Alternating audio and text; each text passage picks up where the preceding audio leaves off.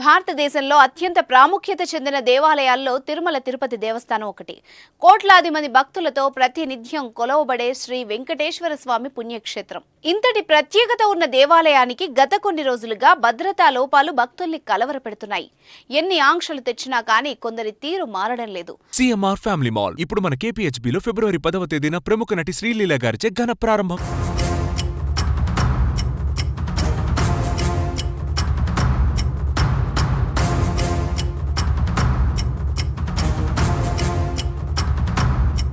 తాజాగా తిరుమలలో మరోసారి భద్రతా వైఫల్యం బయటపడడంతో భక్తులు తీవ్ర ఆందోళన చెందుతున్నారు. తిరుమల తిరుపతి దేవస్థానం భారతదేశంలో అత్యంత ఆధ్యాత్మిక ప్రాముఖ్యత గల ప్రదేశం. ఇక్కడ సాంప్రదాయాలు, సంస్కృతులు చాలా ప్రత్యేకం. ఇంతటి గొప్ప చరిత్ర ఉన్న ఆలయానికి కోట్లాది మంది భక్తులు ప్రతిరోజు వచ్చి స్వామివారిని దర్శనం చేసుకుంటారు.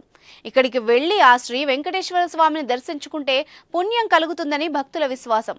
స్వామివారి ఆలయంలో ఒక్క రోజైనా గడిపితే జన్మ ధన్యంగా భావిస్తారు. ఇలా ప్రపంచ నలుమూలల నుంచి ఎంతో మంది భక్తులు ఆలయానికి వచ్చి ప్రత్యేక మొక్కులు, తలనీలాలు సమర్పించుకుంటారు. ప్రతిరోజు లక్షలాది మంది భక్తులతో కిటకిటలాడుతుంది.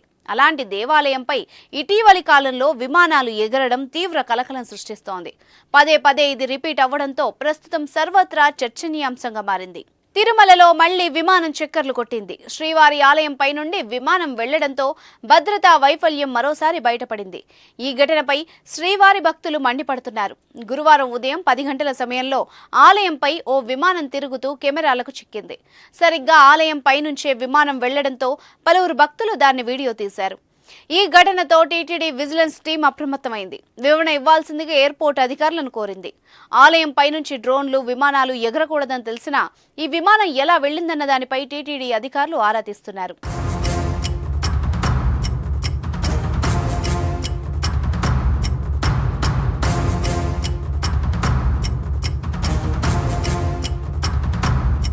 తిరుమలలో గత నెలలో కూడా ఓ డ్రోన్ ఎగిరింది. మొదటి ఘాట్ రోడ్డు 53వ మలుపు వద్ద మోకాళ్ల పర్వతం ప్రాంతంలో హర్యానాకు చెందిన దినేష్ అనే వ్యక్తి డ్రోన్ ఎగరవేశాడు.